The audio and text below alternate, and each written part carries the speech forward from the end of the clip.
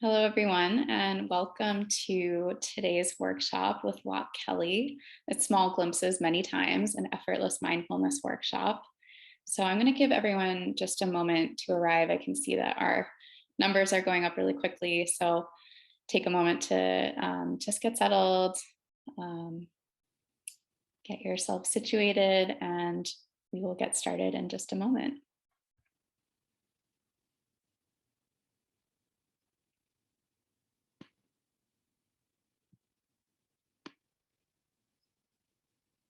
All right, well, I will go ahead and introduce our speaker for today. So welcome everyone, thank you for joining us. My name is Carolyn, I am Tricycle's events manager, and I'm happy to be here with you for Small Glimpses Many Times, an Effortless Mindfulness workshop with Loch Kelly. So today's session will be recorded for anyone who's unable to attend live, and we'll make it available on Tricycle's YouTube channel. The link will be posted in the chat in case you'd like to watch it again or share it with friends. So there will be different times for reflection and sharing and questions during this 90-minute long session. If you are going to submit a question or a comment in the chat box, we ask that you please submit only to panelists and to hosts, just so that you don't distract anyone during their meditation. And we may end up disabling the chat for a certain portion of the event. And if that's the case, we'll bring it back on. So you can save your questions and comments for when we do that later. And my guest today is Loch Kelly. Loch Kelly is an author, psychotherapist, and recognized leader in the field of meditation. He's the founder of the nonprofit Effortless Mindfulness Institute. Loch has studied Buddhism and meditation in Sri Lanka, India, and Nepal, and has collaborated with neuroscientists at Yale, the University of Pennsylvania, and NYU in the study of how awareness training can enhance compassion and well-being. Loch has a new meditation program called Daily Glimpses, in which he shares daily meditations on a mobile app, and has also a community learning circle. So there's a link in the chat if you'd like to explore that program. And he also has a Tricycle online course on effortless mindfulness that we will also post a link to. Thanks so much for joining us, Loch. I will hand it over to you. Okay. Thank you, Carolyn, and thank you, Tricycle. And a warm welcome to everyone, wherever you're arriving and being here from. Really so happy to be able to share these unique tools with you today.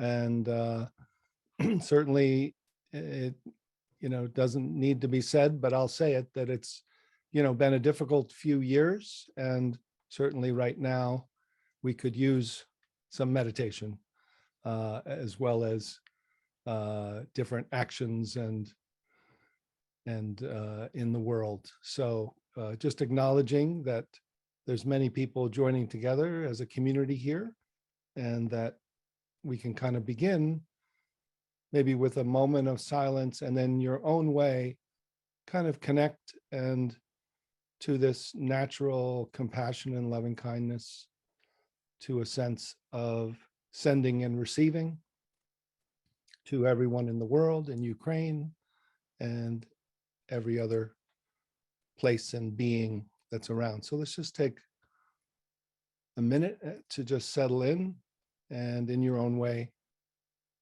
find this silence that's supportive, and this energy that's connective, and this receiving of support.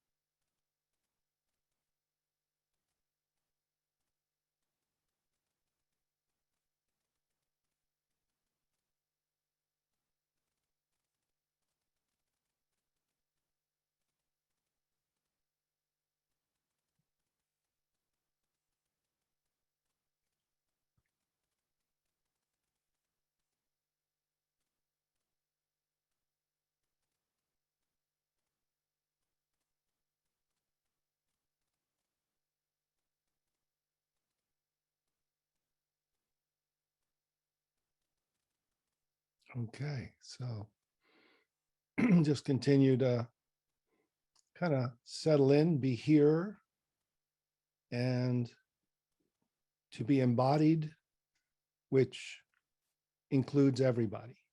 Yeah. So just feel that natural interconnectedness, as Thich Nhat Hanh would call it, interbeing. Yeah. So some kind of natural interbeing.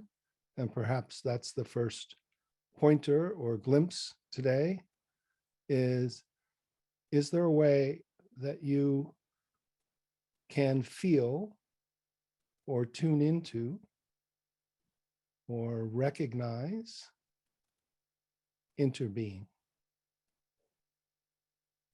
Maybe other channels playing in your mind and your body and your emotions in the world. Just see, like turning a dial of your consciousness. Can you find interconnected, safe giving and receiving?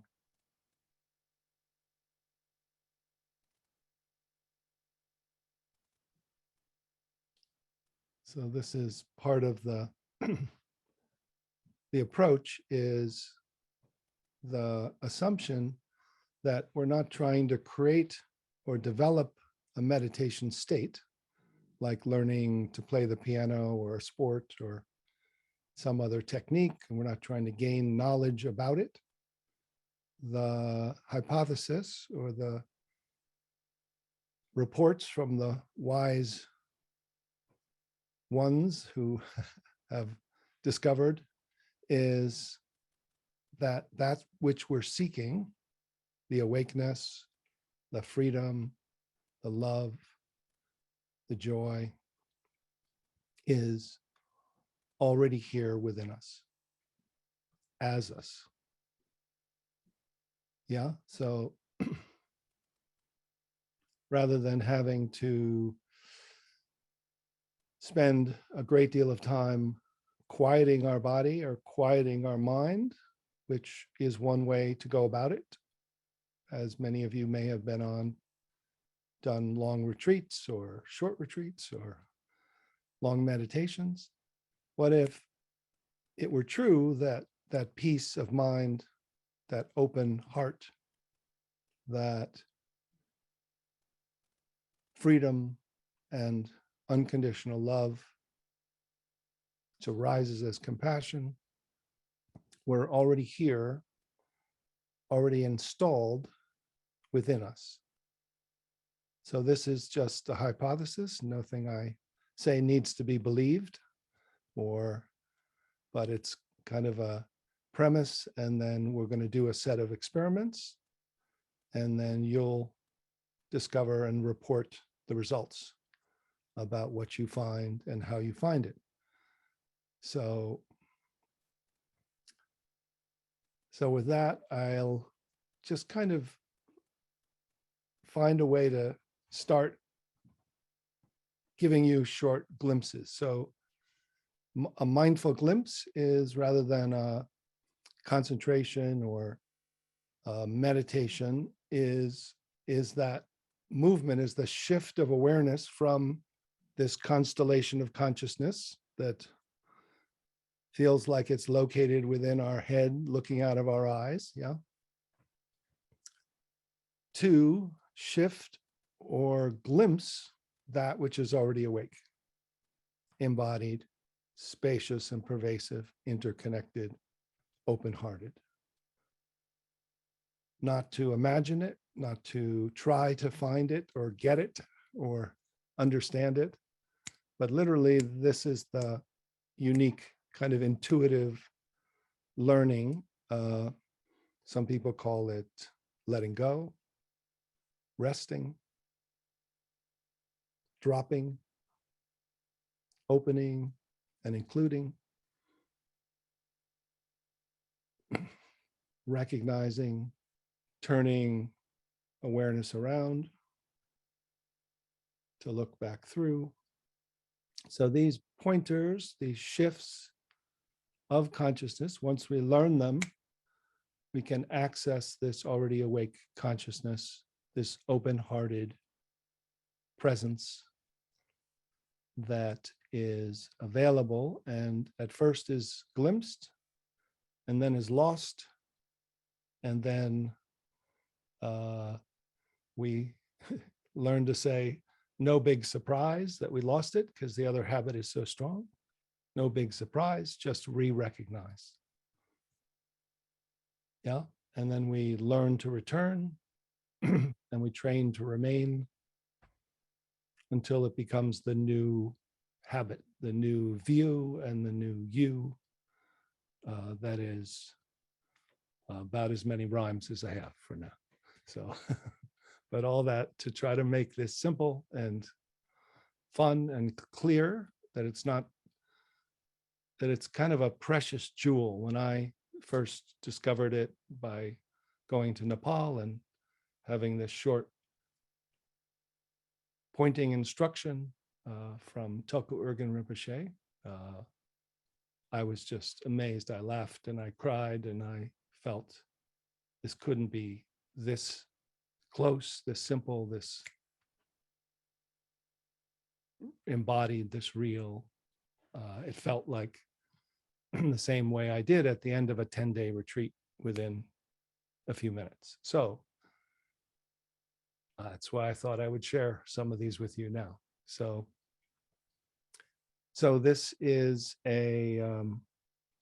this is kind of contemporary variations on this approaches, which are taught in all sorts of traditions. And so the first premise is that that small sense of self is just part of us. So it's called a small self or an ego center, and one of the unique things when we include contemporary neuroscience and psychology is we don't have to get rid of that ego or that small self. We just have to shift and upgrade to the not self, and then the awake consciousness as primary, and then recognize that mind as helpful, useful, even having gratitude toward it. That ego identity can semi-retire and become an ego function to this awake consciousness. So that when we're identified with the small self, and the smarter we are and the faster we go, even trying to do meditation and cultivate positive states and get rid of negative states, we're still in this dualistic mind. So the curious question is there an awake consciousness that's aware of those and already alert, peaceful, and like in a flow consciousness, actually able to create and relate without having to go back to thought for a second opinion, but trusting that implicit memory is here. So here's the first short glimpse, which is an inquiry. So if this small self thinks it's me, thinks it's you, yeah, what it does is it tries to solve the problems inside, solve the problems outside, to be safe, to be in control, to not become nobody, to not lose control, to not go out of your mind. And so it stays in this looping pattern of thought. So here's the simple inquiry, and then just let that problem solver relax and open to what's here when that is no longer the center. So the inquiry, which you can understand with your mind and then look with awareness, is this. What's here now when there's no problem to solve?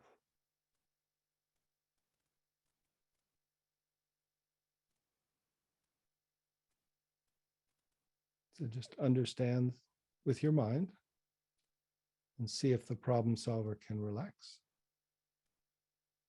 And then feel or rest back. What's this? It's alert, spacious, and pervasive. It's here, just now, when there's no problem to solve.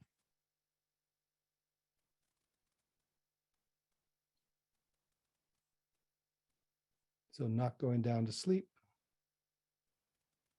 not going up to thought,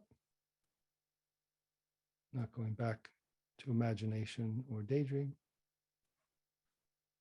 Just this. Yeah. So what do you notice?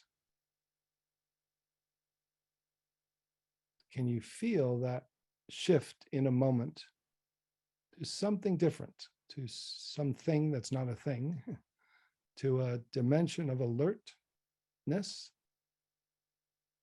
And then just notice what it's like to be alert without orienting to thought or creating a thinker.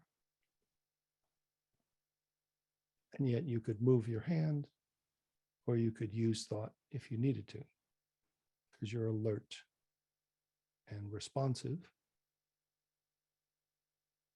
So just feel, without looking to thought, to check on what it is. It's almost like sensing or feeling that which is aware, that you're aware. And just notice, where are you aware from? And what is that palpable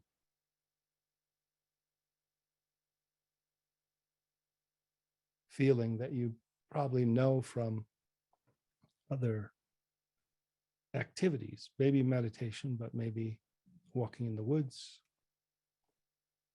So shall we open up just to read a couple of, Carolyn will read a couple of responses. So just type in a word or a phrase of what's here, what's the feeling of being when you're not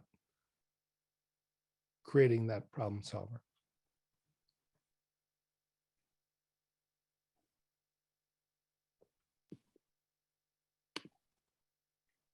All right, just arriving back myself from that meditation.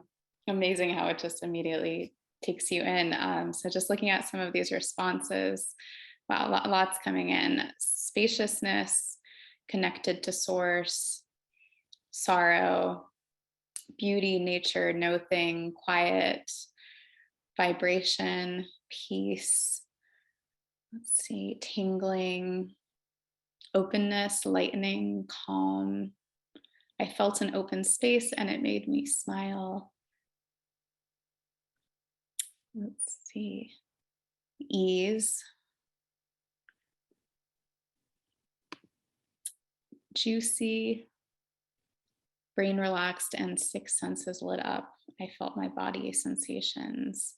Now, well-being, floating.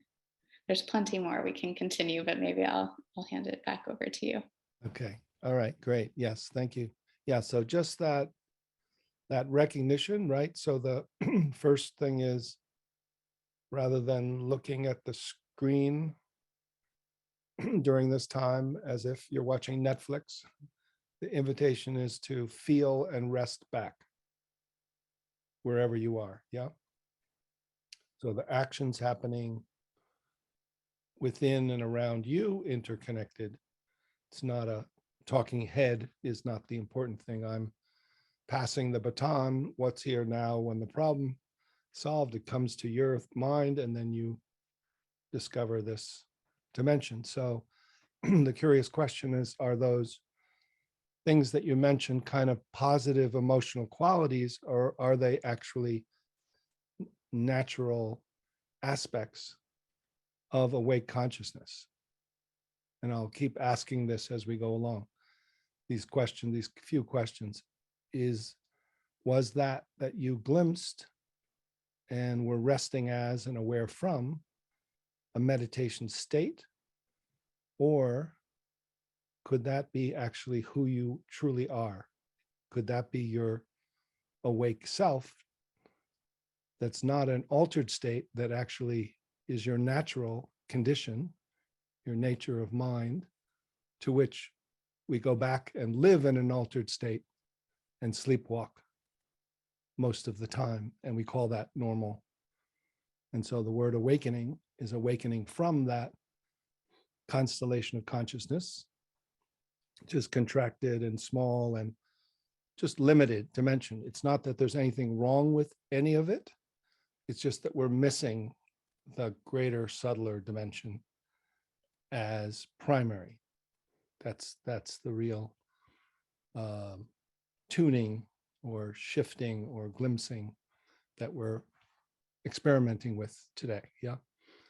So we'll keep with this for a little bit, just because it's a in a short series like this, it can be deep. Then we'll switch to a couple different styles for different other learning types. But I think important to clarify, as I was reading the comments, in this difficult time where there's a war, and it might seem like, oh, what's here now when there's no problem to solve, as if we're letting go of all problems, or as if we're denying, or as if we're spiritual bypassing. But it's exactly the opposite. We're finding that which can then respond more naturally, more heartfelt, more in a more connected way, is more likely to be courageous rather than conflicted, and doesn't lose any of the information. It just organizes it differently. Yeah. So let's do the next kind of part of this inquiry that brings that back into form. So this is kind of a series that starts with that one. And then what we're doing is we're feeling a way that this approach isn't just what's called the resting method of, or the analyzing method of mindfulness, looking at thoughts, feelings, and sensations, or concentration method, or resting method like Zen, just sitting, shikantaza. This is a little bit of the the premise that the awake consciousness is already here, and it's not passive. It can look to itself and then include everything. Yeah, so that's a kind of an inquiry or a looking method, or turning awareness around or dropping it. So what is looking is not the mind, it's not thought, it's not the will, it's not the doer, it's not your personality or the efforter. What you start to realize, which isn't even really a category in our Western learning system, is that awareness, which is different than attention,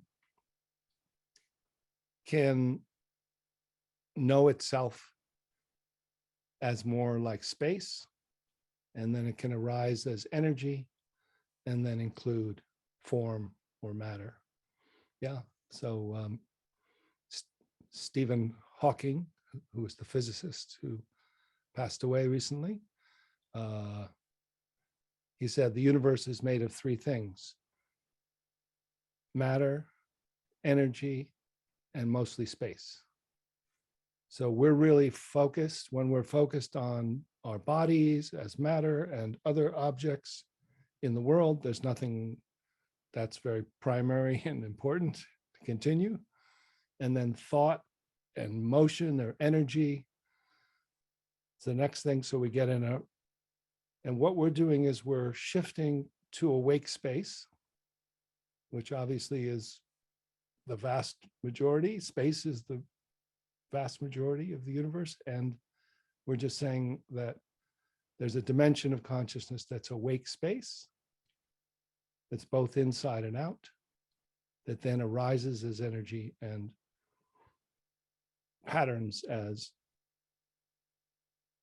thoughts, feelings, bodies, sensations, emotions, plants.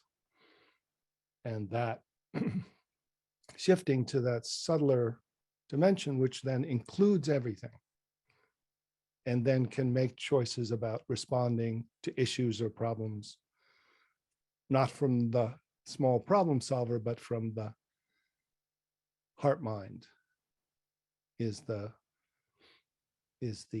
course of awakening. Yeah. So let's do this series. So same thing, eyes open or closed. And interestingly, it's again this shift. And I'll add one more curious thing, which is that I'm talking to you, the mind, to understand, but I'm also talking to you, the always already awake being that you are, to the awake consciousness, and asking the awake consciousness to look. Yeah, because the premise is we're already have that installed. So we're exercising it, we're uncovering, discovering this capacity. Yeah. So here we go with this one. So what's here now when there's no problem to solve? Just now, not a minute from now, not yesterday, and not somewhere else. It's just to unhook the primacy of that small self doer thinker as who we are, and open to open mind and open heart. So what's here when awareness looks or feels?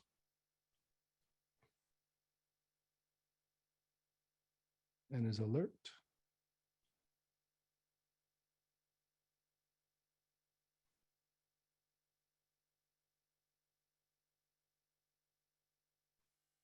So we're usually looking at the contents, thoughts, feelings, sensations. Now we're just a little more interested in the context. What's this that's aware, that doesn't come and go?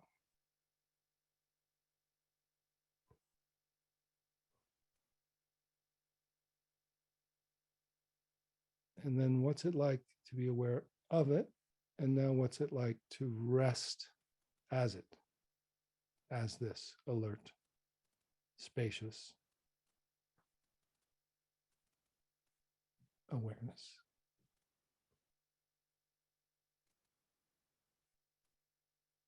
So it's not a subject and object, but now it's actually what we're resting as. Just even for a moment is like an entire background, foreground awakening. And so then what's it like to rest as this alert, awake consciousness, and then be aware of the first movement or vibration or energy, whether is it moving through it, or is it actually interconnected, arising like an ocean of awareness as energy and your body? What's the relationship to this awareness, to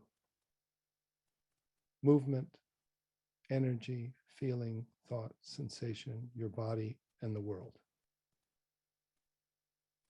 without coming back to form a small point of view? So now you feel equally inside and out and interconnected, kind of including, dropped, opened, and kind of a new ground. See where the ground of being is.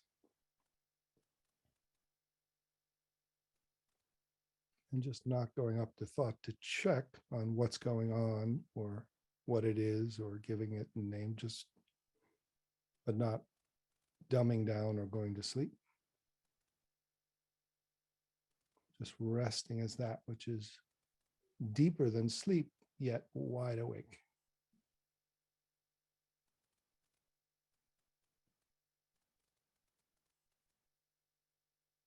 And includes everything, welcomes everything. So whatever arises, tenderness, sadness, grief, fear, see whether that capacity now that is can be with different feelings or subpersonalities, parts of you can kind of nourish and nurture without collapsing, without identifying and without detaching, not looking at it from outside, but literally feeling the awareness like an ocean is arising as pleasant and unpleasant feelings. Yeah. So what's it like? There's no problem to solve. What's it like to rest as this? What's it like to be aware of this and relationship to feeling, sensation, thought, your body, and the world? And then once you kind of do this series, you can sit and instead of meditate, what I call marinate, just let your body, mind, emotions, different parts of yourself be suffused with this loving awareness. So awake space, rising as energy. And then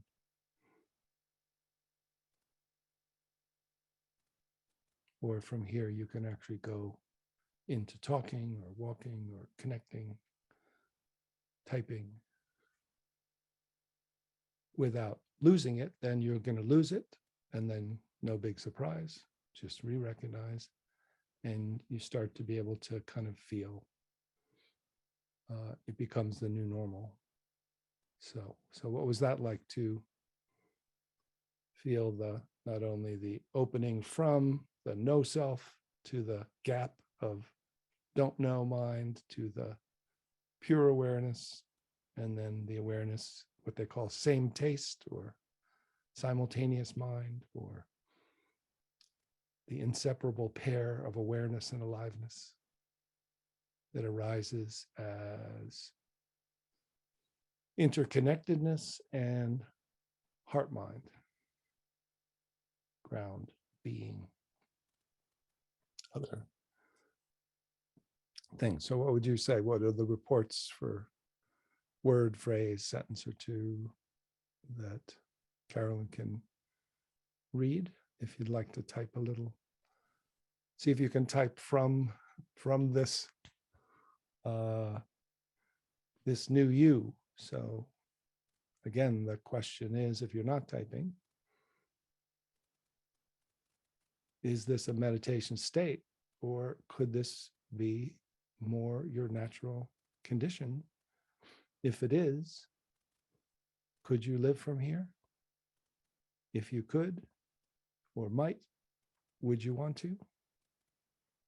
So this continues to, yeah. So Carolyn, you want to read a couple? Sure. Aware, wrapped in exhaustion, feels like humming, feeling of groundlessness, again, spaciousness, lightness, hopeful, fertile ground, a couple of exhaustions, a couple of acceptance also. Yeah. Let's see, joyful, emptiness, passing as form. Someone said it goes away as soon as I begin typing. Waiting and patient, another patience, non-judgmental, connectedness, equanimity, presence, reunion, a no thing, grace. That's nice. Beautiful. Thank you, Carolyn. Yeah. Thank you, everyone. That's beautiful. Yeah. yeah, so just this glimpse again, the premise that this is equally here within each of us, as each of us. It's available with a shift of awareness. If your mind is looking, if your will is looking, if your attention is even looking, you won't find it. But if your awareness can feel, and so it can take a little bit to fine tune or get the sense of it, but it's, yeah, so it's not easy initially, but it is, once you discover it, it's simple. It's not difficult. I mean, uh, it's not complex, but because we've used knowing and learning, and even the types of meditation we do as preliminary practices are, can be ways of actually reinforcing other ways of concentrating or developing a mindful witness rather than a spacious, pervasive view. So just takes a little playful enjoyment. And certainly, yeah, this is part of it, is that, we realize that that small self has been working so hard, especially in times like this with COVID and Ukraine, let alone whatever is going on personally in each of our lives. And trying to hold it together, trying to do the best we can with our small self is exhausting. And sometimes when we do this meditation where you shift into this awareness, your body can actually feel or let go. Then the sense is, can you then let that awareness that is refreshing and not exhausted, let your body rest, let your mind rest, and be here without needing to go to sleep or to check out, but to be actually,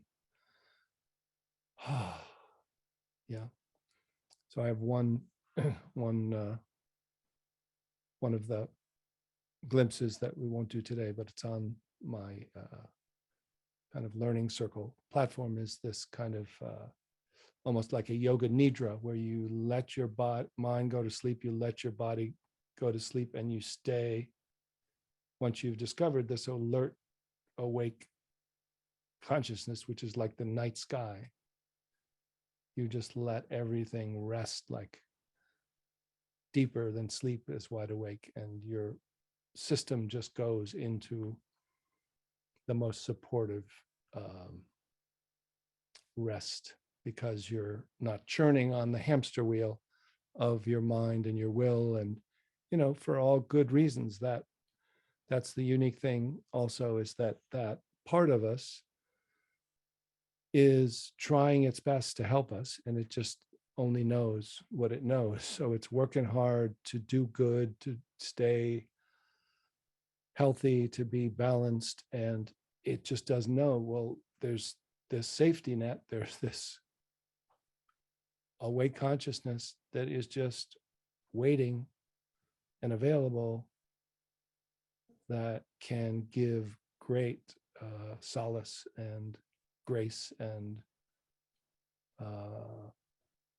compassionate renewal. So this is why this particular practice, because when we're exhausted or stressed to extreme degrees, there are ways to work with your body, your breath, your nervous system, then your mind, and calming them one by one. But it can be very effective. And I have some practices called 3 breaths, 3 ways, where I do go through this whole series of polyvagal nervous system, breath, body, mind, energy, and then awareness. But it can take longer, and the mind is so agitated, the emotions are so agitated, it's hard to sit and meditate and just watch your breath or your mind. So this I hope this is an offering that can be a helpful tool, whether you do it in the morning or you do whatever meditation you are doing now, whatever you like, do that in the morning. But this is very good during the day. So it's like replaces the cigarette break, the coffee break, not the water break, but it you can look out the window once you learn how to do these and shift into this capacity which can bear what seems to be unbearable in a way that is like a compassionate heart, not just a bypass. Yeah. So, all right. So let's do this next one. So I'll tell the little story is that Herbert Benson was one of the first researchers that measured meditators using. He used the EEG machine. So he went to Tibet at the end of a 3-year retreat with all these big suitcases of measuring devices at that time. It was in the 60s. And he got in front of this kind of an advanced retreat of young monks. And he was up there saying, okay, and what we're going to do, thank you so much for being part of the experiment. And we're going to, hopefully help people by measuring what goes on during meditation. So we're going to take this cap, those caps with those little white electrodes. They look like a bathing cap. So he put it on his head and he said, we're going to measure your meditation. And then and they all started laughing. And then the head monk was like, please, we must respect these Western people. They're from the Ivy League. No, they were just, so so then he just kind of waited. He said, okay, so yeah, so what we're going to do is we're going to have some of you come up, put this on so we can measure meditation. They just started all giggling, poking each other. And then so finally they asked, what's so funny? And so one young monk stood up and he said, well, we've been meditating for 2.5 years. And our experience is meditation doesn't happen here. It happens here and here. This is where we experience it in our heart mind and in this spacious, pervasive, interconnected awareness. So this one is called dropping from head to heart space. Yeah. So this can be done eyes open or closed. And the premise is that our thoughts, feelings, emotions are happening by themselves. And it's really only the identification that creates that small constellation that starts to self-reference and self-loop. So if awareness, which is the actual nature of mind, is already feels like it's everywhere and here, if this local awareness, like a bubble, can unhook from thought and then decenter and drop to be aware of your jaw and your smile from your smile. So rather than looking down or checking with thought, the center of knowing and feeling drops down to feel your throat from within your throat. And so this is where you're aware from and what you're aware of. Dan Siegel talks about interpersonal neurobiology, where he talks about the brain is equally within your whole body. It's in your spine, your nervous system. So this center of awareness now drops down. So you're aware of your heart space from your heart space. You're embodied. First, you feel totally embodied, aware of your body from within, and then drop into this heart mind. Yeah, so that wasn't the meditation, but some of you did it, I know. So that's good. All right, so now we'll do it together. So starting, first of all, let's start this way, which is a transition. So just begin actually to focus, like watching your breath, focusing on your breath at your belly in a way, the one-pointed mindfulness of breath. So just start with kind of a attending to your breath at this one area of your belly, soft belly. So this is a good preliminary practice, and it's also will help transition. Just notice one area, particularly you're feeling as your belly rises and relaxes, and just focusing on that one area so that there's kind of a area or boundary, so you're not focusing on other areas, and you can feel the location and the sensation in that one area. So now just simply let yourself have a couple breaths, focusing.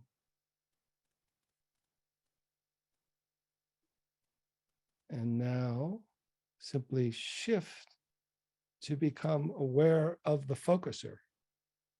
So just as you're aware of an area you are focused on, now find the area you are focusing from. Right? So the doer, the thinker, the meditator, the concentrator, feel that area that you were attending from, the attender, and notice that awareness is identified or attached to that constellation of consciousness, that it's thoughts coming and going without a center. And eyes open or closed, just begin to unhook awareness. So awareness is moving itself. You're not doing it, but the awake consciousness is decentering and dropping to feel within your body, and then feel your jaw and your smile directly from within your body.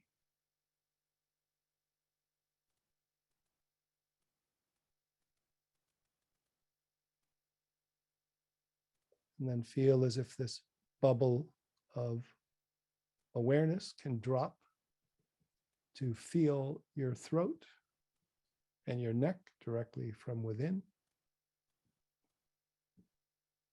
So you're aware of the effervescent aliveness, the space and the awareness, the subject and the object in the same location. Just check that you're not looking down from above, stretching attention down, that you're unhooking and dropping and knowing without looking back up to thought.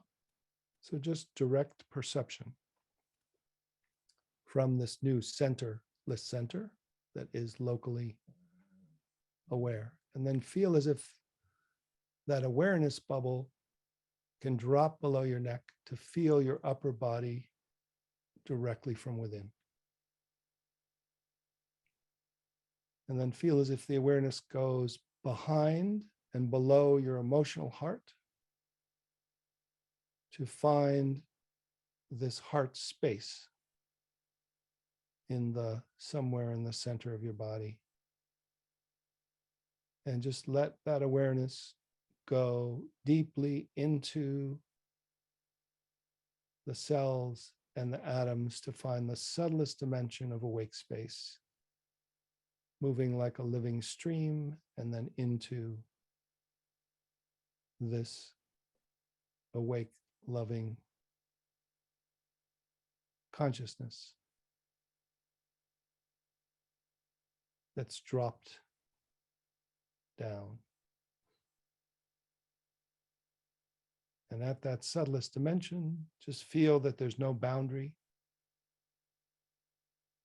of perception, so that you can feel it's not only this local heart space, but that there's this boundless heart, this open,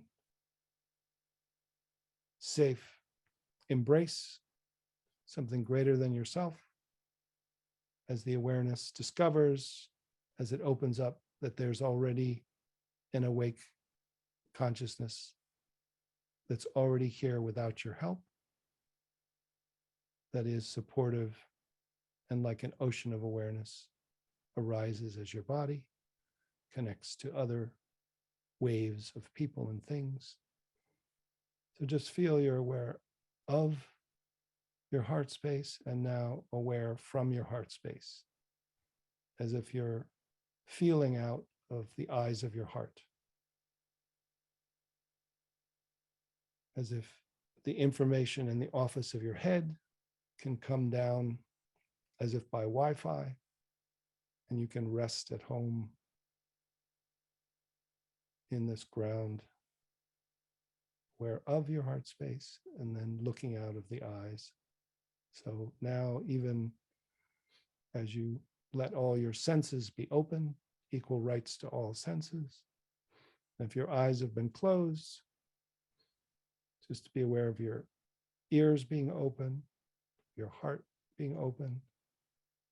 And then as you open your eyes, just receiving light and letting it come down like through a periscope to your heart space.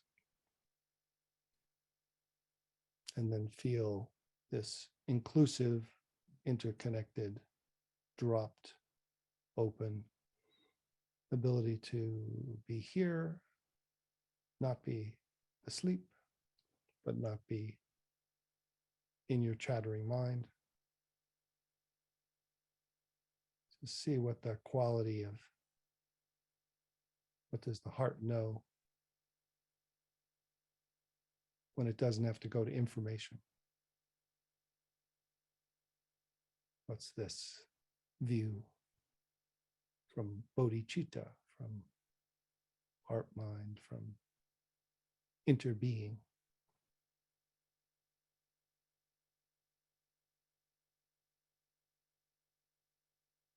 When everything is welcome from here, feel that boundless heart welcoming all the parts of you that have feelings and emotions, any parts of you that from this bigger sense of capacity that's greater than yourself and yet essentially who you've always been. Yeah, so let me know what would you say now about this view. So if you stay home, and then you can even see if your heart mind is working. You ready? So let your phone number come to your heart mind. And then let it go to peace of mind, to potential to know. So you're in kind of a flow state. This is what people who are in the zone or in the flow, embodied, connected. So from here, we're kind of more resting, but if you take this out for a walk into a place that feels safe, you'll see you drop, open, and include, and you'll just be able to like feel more connected and more safe, less reactive, less scanning for danger, less traumatized. The parts of you that feel sensitive or hurt will be kind of included and permeated by this loving, compassionate energy. At least that's my experience. So I'm sharing it with you. I'm just wondering how you're doing. What's the view? What does the heart know? What's your experience? Anyone want to? Carolyn, you want to read a few of those?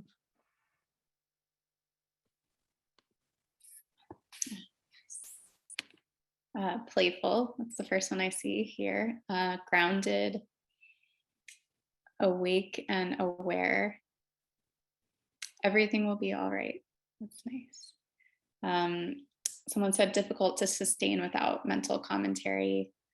Blissful, love, open to all things. It felt different in each place, the mouth, the throat, and the heart. Embodiment, I felt the light and beauty within, extremely grateful. Awareness without thoughts, giving over, inner warmth, fun joy. I like that one. Awareness goes beyond the physical body. Let's see. This one, my breath and heartbeat are so much calmer now. There's no more inner trepidation. I stopped feeling guilty that I have not meditated in a while. Pain free, a state of letting go, freedom,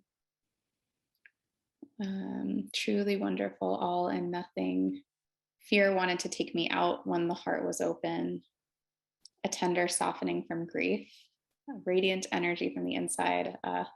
There's many more I could continue, but I'll maybe hand it back to you.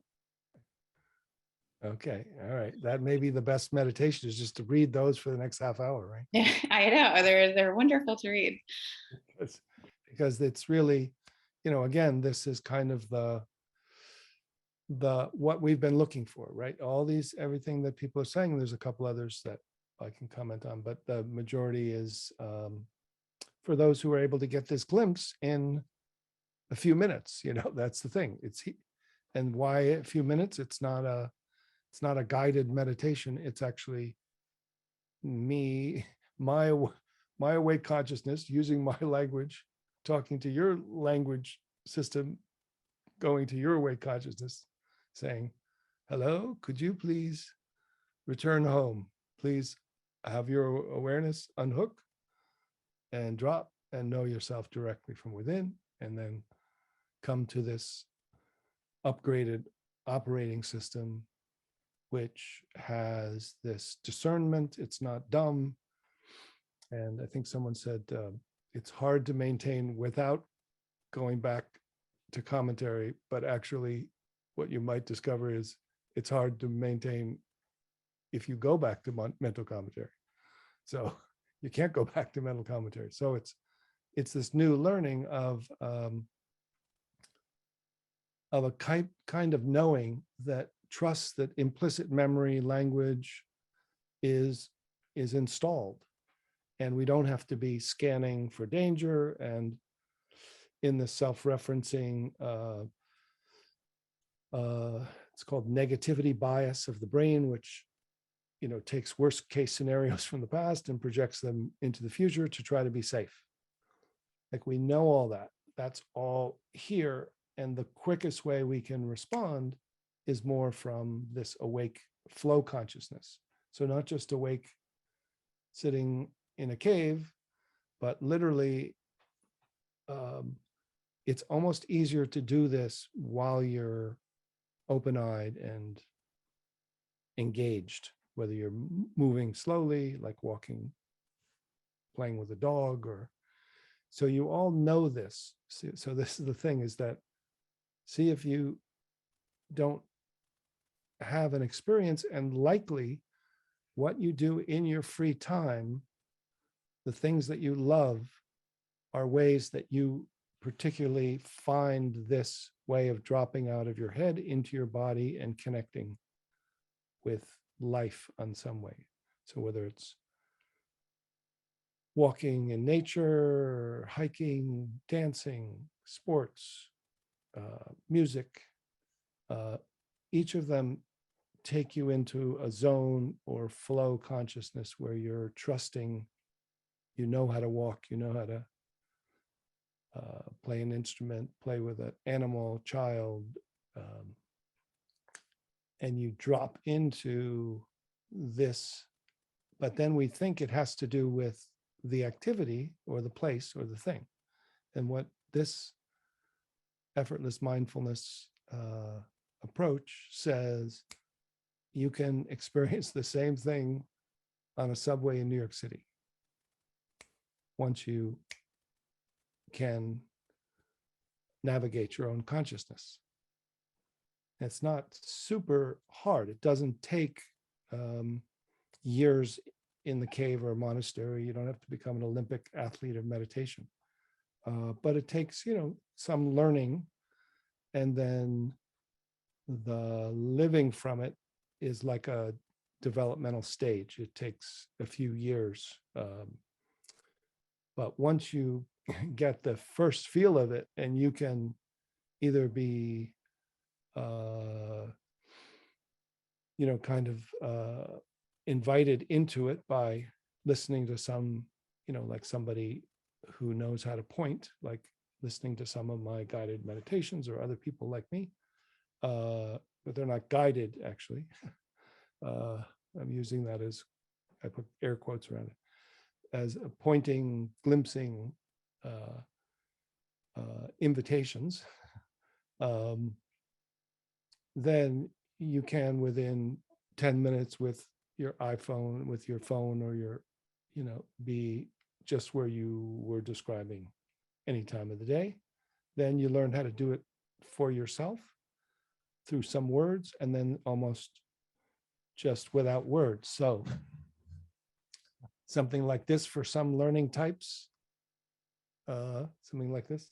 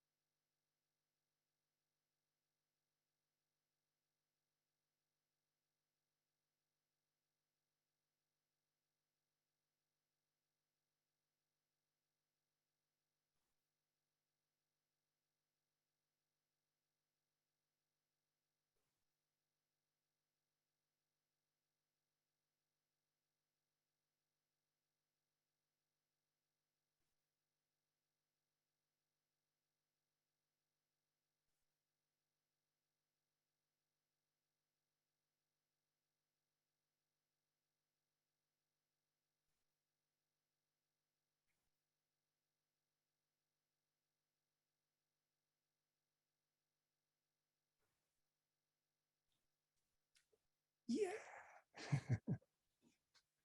And don't forget that last part. So that's the mime version of unhooking, dropping, subtlest dimension, opening to that which is already here, already aware, that we're kind of plugging into, that we discover is safe and loving and is aware without our help. And then from there, and as that, recognizing that, importantly, that movement is made of awareness.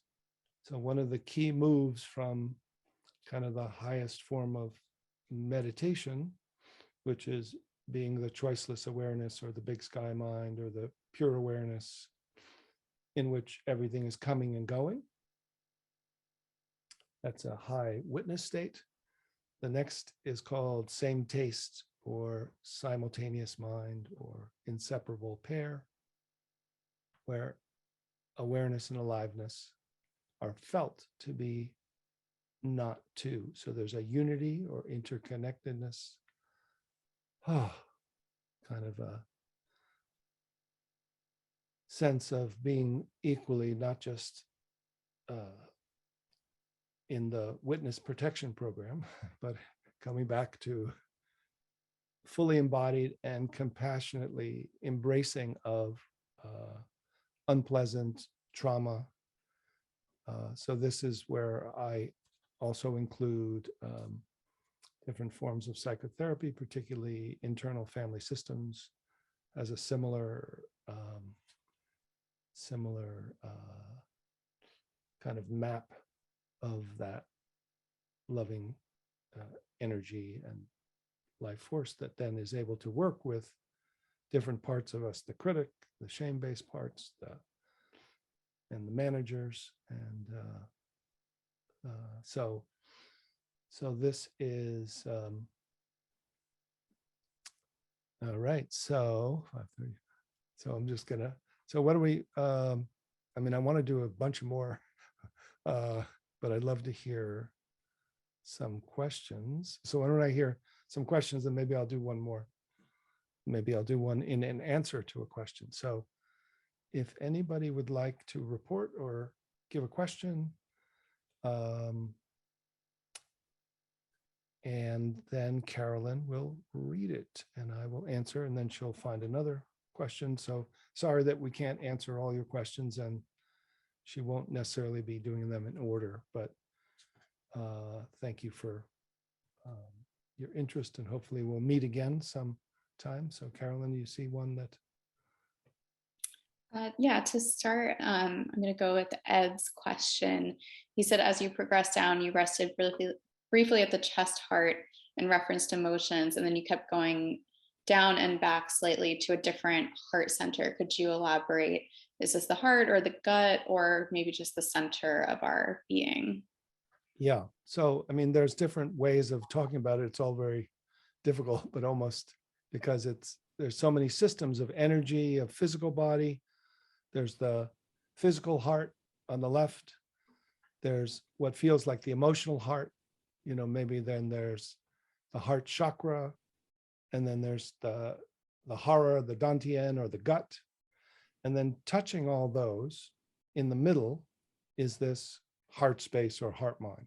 So we're kind of going, some people find it hard to drop because they come into the emotional heart, and others find it easier. But once you find this heart space or this heart mind or the sacred heart or this, it's in many cultures, it touches the physical heart, the heart chakra, emotional heart, the danti and hara belly, belly. So it's not leaving anything out. It even goes, when I do a full dropping, I'll go all the way down to the feet and to the earth and then come back up.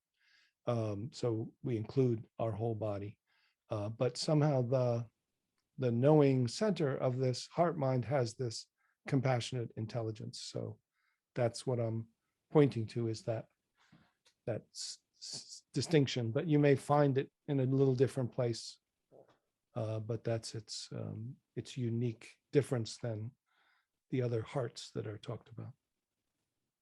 Great, thank you. And another question from Susanna that I'm guessing probably quite a few people have is how to not feel like you're trying or being distracted by effort, dropping the sense of effort. Yeah, I mean, this is the big difference right away. This is the effortless. This is the effortless and effortless mindfulness. The first part of effortless isn't that you make no effort. It's that what you discover when you find this that's here is it's effortlessly aware. So there's an effortless awareness that's already aware without your help, that you're not doing it. You're not concentrating. It has nothing to do with the attention. It's there. It's here all the time.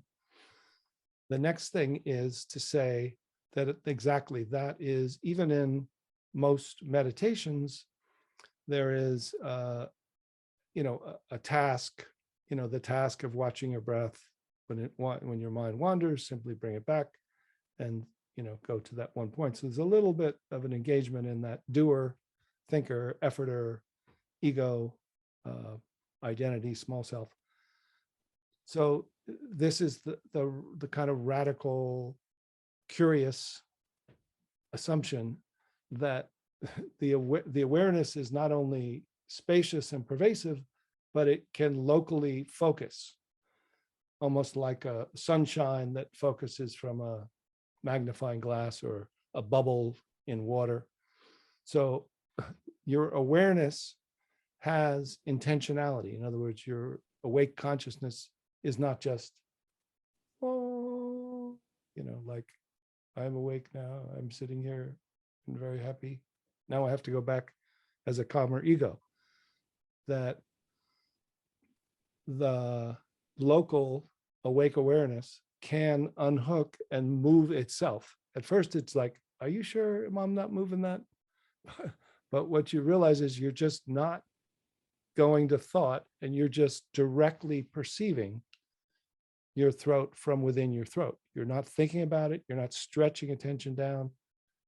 And once you start to feel like, oh, I'm directly perceiving, the knowing and the known feel like they're in the same location. And now awareness is movable, it moves itself. And then you start to feel that you've really relocated or decentered. But the result is usually is enough. So even if you're kind of struggling with, am I doing it? Am I not doing it? If you get there and you're like having this view, then you're on your way and the awareness is doing it, but the usual knowing and doing is still like, I think I'm doing it. Are you sure you're doing it? I think I'm doing it. Well, don't try so hard. Well, I'm have to try. No, let go. What do you mean let go? So that whole thing can be going on while you're still like do do do do do do do do. Yeah. Great, thank you. Interesting question. How do you dwell in your normal systems? I'm guessing this means normal awareness once you've sustained times of dwelling here in the same taste. So I think that's kind of, maybe that question is reaching to like the tension between dropping into these states and then switching back into normal consciousness. Yeah. I mean, so the thing is, one of the things I think I find that in normal consciousness, one of the similar stateless states is called flow consciousness or flow state. It's the optimal functioning human everyday life thing that's done in fact, many people do it in extreme sports because it can function in extremes, and let alone musicians, athletes. The guy Csikszentmihalyi, who did the study of flow consciousness, said, you feel like you're out of your ego, you're not referring to thought, you're connected with everyone and everything. There's a natural bliss or ecstasy. There's a feeling that what you're doing is in itself satisfying. It doesn't need a reward. You feel like time slows down. So that people have experienced in certain things. Gardening, people experience it. They don't know it as much, but they feel it. And so what we're doing is we're upgrading so that this is not a passive. So you may, as you start to do this, kind of tune into a usual shamatha state or calm abiding. As you get to the heart space, you might go like, oh, I guess this is like meditation, but it's not. It's like, it's actually like, oh yeah, it's like, I'm talking, I'm, speaking from here. I'm not, having to go back to thought to say anything. I just trust that it's all available and you learn to show up. So it's a training in an actual more optimal. So you don't go back to the old, you go here and then you go forward. And of course you'll be dragged back, because by habit, force of habit. So then you learn to return and then you train to remain and live from this new awake consciousness, which is what actual, like the contemplative traditions are about, awakening, living in the world, walking around.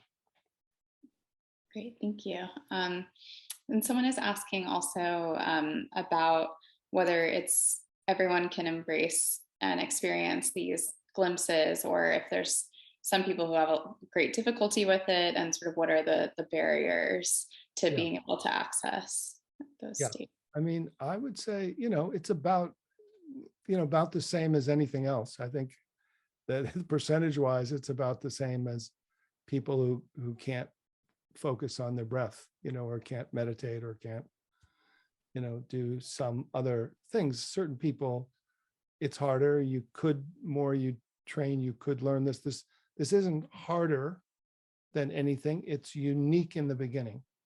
And the other thing that obviously I can't do in a short period of time is that I've been focused on exactly for this question is, it seems like there's different learning types, different learning styles. People are kinesthetic or visual or auditory. So I've developed all these different doorways, I call them.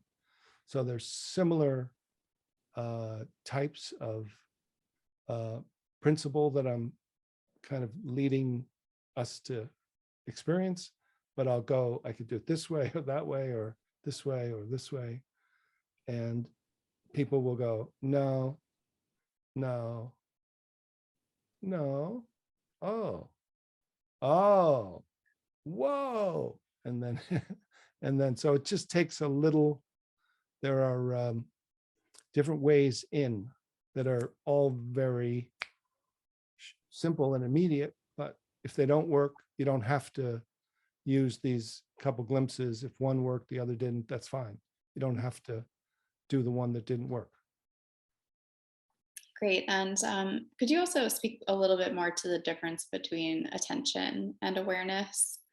Yes, sure. Yeah, so attention is like a flashlight coming from the flashlight that has batteries, battery powered, and goes in one point. Webster's dictionary says it's applying your mind to something. So it originates in small mind. Then mindful witness is like a floodlight in a parking lot, or a floodlight that can go to a point of view, and then thoughts, feelings, and sensations are noticed. Oh, there's not a solid self that was using the flashlight. There's just changing contents of consciousness.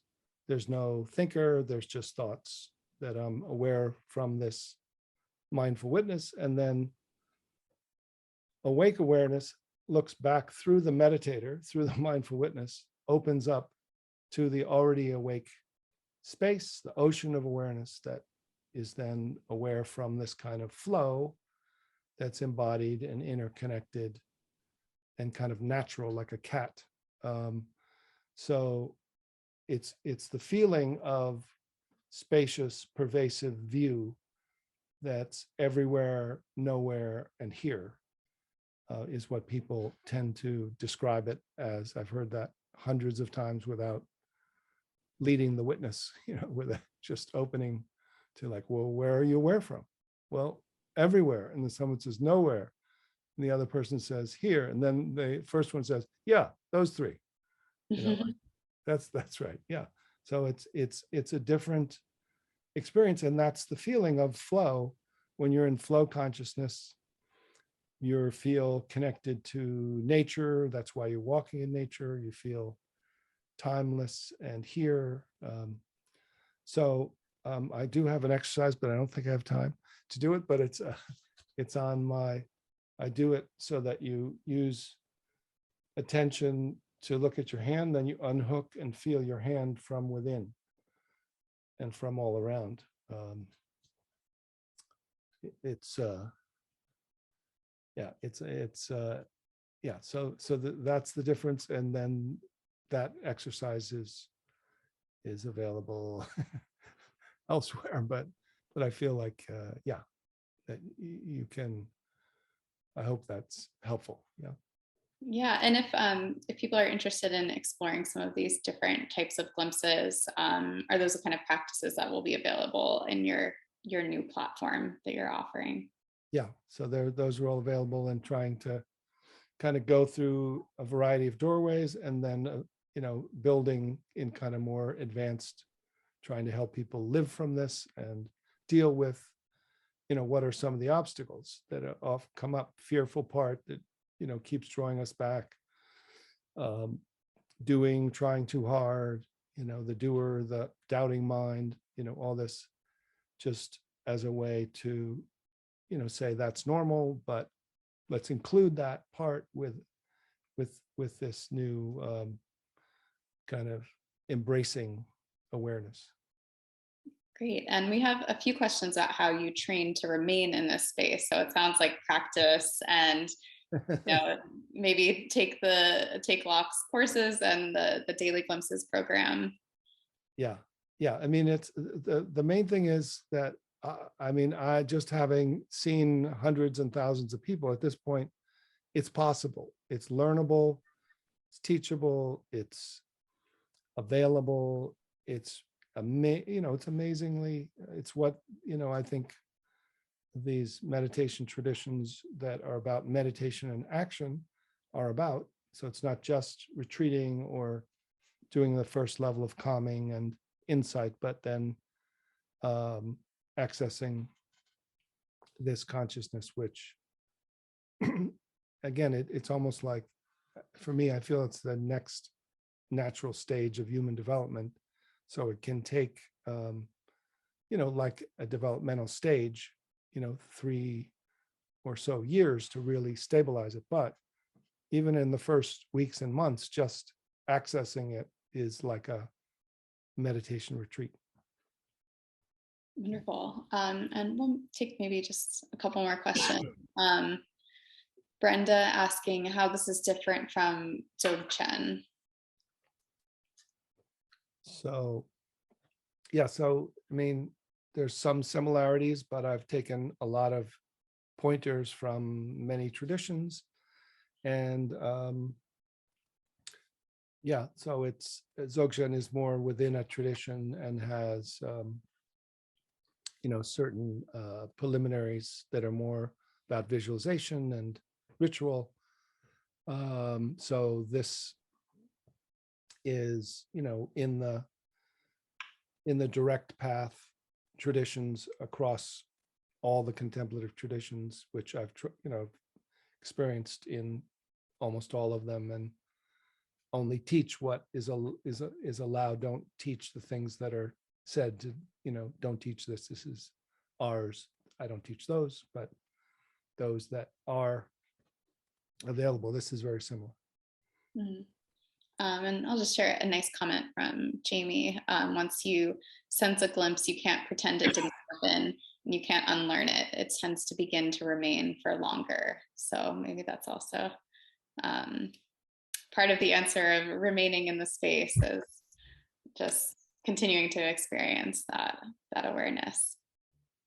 So that's the theme of this time together, is small glimpses many times. So rather than living in a monastery or cave, rather than longer meditations, or just meditating on the weekends, or just waiting for your once or twice a year retreat, each day just doing one or two small glimpses. So consistency and small glimpses repeated, because each moment of a glimpse is the whole thing, but it doesn't stay, because the habit of our consciousness is so tight and well protected and well defended, and those defenses are eventually loved back, appreciated and loved, not fought, not gotten rid of, but just kind of appreciated, and then shown that we're all on the same, we're all going to benefit. And then there's a kind of a new stage that develops. Wonderful. Thank you so much. Well, I see most of the comments now are just thank yous and gratitude, and people starting to sign up for the evening. So I think maybe we'll wrap it up there. But thank you so much, Loch, for joining us and leading these wonderful practices. If anyone attending today is interested in learning more with Loch Kelly, he is offering a new program called Daily Glimpses, where you can explore more of these practices. And we'll put the link for that in the chat box, and we'll also send it out in a follow-up email after the event. And Loch also has a Tricycle online course on Effortless Mindfulness. So that's another way that you can learn and practice with him. And we're offering $20 off that course. So thank you all for being here. Really appreciate it. Also, we offer these events free of charge. So if you feel moved to make a donation, there's a link in the chat box. It's tricycle.org/donate. Thank you again, Loch. Really appreciate your. Thank you, Carolyn. Thank you, everyone. Really, I'm with you in this time, and just keep finding the love and share the love with everyone in small ways. And we'll all get through this together, just showing up from